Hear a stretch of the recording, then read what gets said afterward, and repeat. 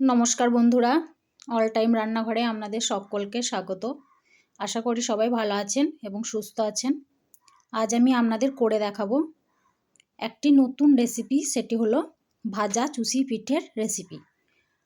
আমরা তো দুধে ভেজানো চুষি পিঠে অনেক খেয়েছি, কিন্তু এই ভাজা চুষি পিঠেটা খেয়ে একবার দেখবেন একদম মুখে স্বাদ লেগে থাকবে। মুখে স্বাদ কিন্তু ভোলার মতো নয়, এত সুন্দর এত টেস্টি হয় এই খাবারটি। তো একবার ট্রাই না করলে বুঝতে পারবেন না, অবশ্যই বাড়িতে একবার হলেও ট্রাই করবেন। তার জন্য এখানে আমি এই বাটির মাপ করে সমস্ত কিছু নেব। তো এই বাটির মাপে এক বাটি সুজি নিলাম। এখন সুজিটাকে ভালোভাবে একটু মিক্সিতে ব্লেন্ড করে নিয়েছি। খুব মিহির করে গুঁড়ো করার দরকার নেই, হালকা গুঁড়ো হলেই হবে। তারপর এই বাটির মাপে এখানে আমি এক বাটি আর একটু পরিমাণ দুধ নিয়ে নিলাম। দুধের মধ্যে সামান্য লবণ দিলাম। তারপর দুধটাকে ফোটা পর্যন্ত অপেক্ষা করব। দুধটা ফুটে গেছে। এখন গ্যাসের ফ্লেমটা একদম লো আঁচে করে যে সুজিটা ব্লেন্ড করে রেখেছিলাম সেই সুজিটা অল্প অল্প করে এক হাতে করে দেব, আর এক হাতে করে কিন্তু নাড়াতে হবে। তা না হলে সুজিগুলো কিন্তু দলা পাকিয়ে যেতে পারে। তো এইভাবে নাড়াচাড়া করে একটা সুন্দর ডো তৈরি করে নেব। ডোটা খুব পাতলা করা যাবে না, একটু শক্ত শক্তভাবে তৈরি করবেন। তবে গ্যাসের ফ্লেমটা কিন্তু একদম লো আঁচে রাখার চেষ্টা করবেন। তা না হলে সুজিটা দেওয়ার সঙ্গে সঙ্গে দুধটা সমস্তটা টেনে নেবে, তখন কিন্তু ডোটা পারফেক্টলিভাবে তৈরি হবে না। এখন ডোটা সুন্দরভাবে একটু টাইট করে নিয়েছি। দেখে বুঝতে পারছেন কতটা টাইট হয়েছে ডোটা। এইভাবেই কিন্তু আপনারাও করে নেবেন, আর অবশ্যই বাড়িতে একবার হলেও তৈরি করবেন। এটাতে কিন্তু বেশি উপকরণও লাগে না, আর অল্প সময়ের মধ্যে তৈরিও হয়ে যায়। আর স্কিপ না করে পুরো ভিডিওটি দেখবেন বন্ধুরা।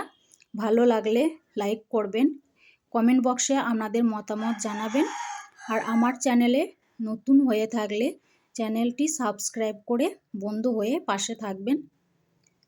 এখন আমি ডোটা একটা পাত্রের মধ্যে তুলে নিচ্ছি এবং একটু হালকা ঠান্ডা করে নেব। বেশি ঠান্ডা করার দরকার নেই, বেশি ঠান্ডা করলে কিন্তু ডোটা মসৃণভাবে মাখা যাবে না, তখন ডোটা আরও ড্রাই হয়ে যাবে, তখন চুষি পিঠেগুলো ভালোভাবে তৈরি হবে না।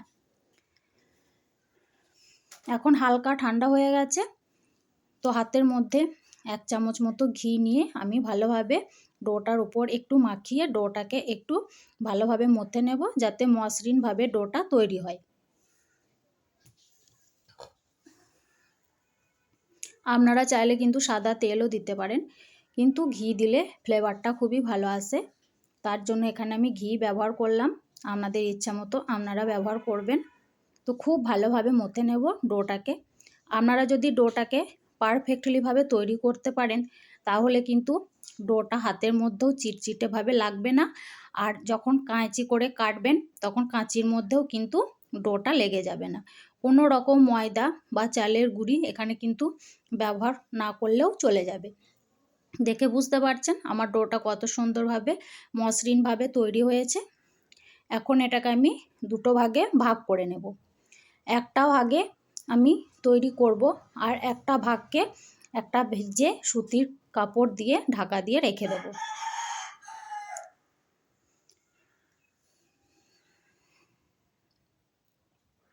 অবশ্যই ভিজে কাপড় দিয়ে রাখবেন, তা না হলে কিন্তু ড্রাই হয়ে যাবে অপর ডোটা।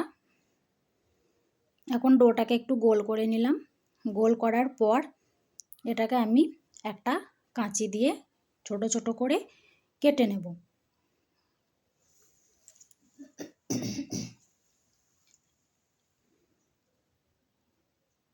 দেখছেন বন্ধুরা, আমার কিন্তু কাঁচির মধ্যে একটু ডো লেগে যাচ্ছে না, চিটচিটে হয়ে খুব সুন্দরভাবে সমস্তগুলো পড়ে যাচ্ছে। ডোটা কিন্তু পারফেক্টলিভাবে মাখবেন, তাহলে আপনাদেরও এইভাবেই তৈরি করতে পারবেন আপনারাও। এইভাবে সবগুলো কিছুটা করে নেব, আর কিছুটা আপনাদের হাতের সাহায্যে তৈরি করে দেখাবো। আপনাদের যেটা সুবিধে মনে হবে সেটা আপনারা তৈরি করে নেবেন। তবে আমার এখানে হাতে তৈরির চুষি পিঠাটাই খুব সুবিধা মনে হয়েছে, কারণ হাতে তৈরি চুষি পিঠাটা খুব সুন্দরভাবে শেপ দেওয়া যায়।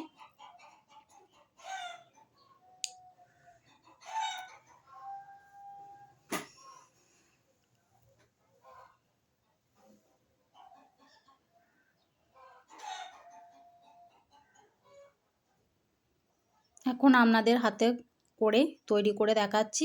প্রথমে একটু ডো নিয়ে লম্বা করে পাকিয়ে নিলাম, তারপর এইভাবে সমস্তটা তৈরি করে নেব। আমি এখানে কিন্তু কোনো ময়দা বা চালের গুঁড়ি ব্যবহার করিনি, খুব সুন্দরভাবে তৈরি হয়ে যাচ্ছে। তারপর ওপর থেকে একটু ময়দা ছিটিয়ে দিলাম যাতে খুব ঝরঝরে হয়ে যায়। নাড়াচাড়া করলেও কিন্তু একটাও পিঠে ভেঙে যাচ্ছে না, দেখে বুঝতে পারছেন। এখন একটা ফুটো জায়গার মধ্যে নিয়ে একটু চেলে নিলাম যাতে গুঁড়ো অংশগুলো তলা দিয়ে বের হয়ে যায়। তারপর একটা কড়ার মধ্যে পরিমাণ মতো তেল এখানে দিয়ে দিলাম। তেলটা খুব ভালোভাবে গরম করে নেবেন, একদম ধোয়া ওঠা তেল যেন হয়, কোনোভাবেই যেন অল্প আঁচে তেল না হয়ে থাকে। খুব কড়া করে গরম করবেন। গরম করা হয়ে গেলে অল্প অল্প করে চুষি পিঠেগুলোকে তেলের মধ্যে দিয়ে মিনিট 2 নাড়াচাড়া করে নেবেন, তাহলে কিন্তু চুষি পিঠেগুলো খুব সুন্দরভাবে ভাজা হয়ে যাবে। আবারও ফের তেলটাকে গরম করে নেবেন হাই হিটে। তারপর চুষি পিঠে যখন দেবেন তখন মিডিয়াম করে দেবেন ফ্লেমটা। তেলটা কিন্তু বারবার গরম করবেন আর চুষি পিঠেগুলো দেবেন, তা না হলে তেলের দেওয়ার সঙ্গে সঙ্গে চুষি পিঠেগুলো কিন্তু ভেঙে যেতে পারে। আবারও গরম করে নিলাম, তারপর অল্প পরিমাণে আবারও দিয়ে দিলাম। আর এটা কিন্তু ভাজতেও খুব ভালো লাগে বন্ধুরা। এইভাবে আমি সমস্তগুলো ভেজে নেব।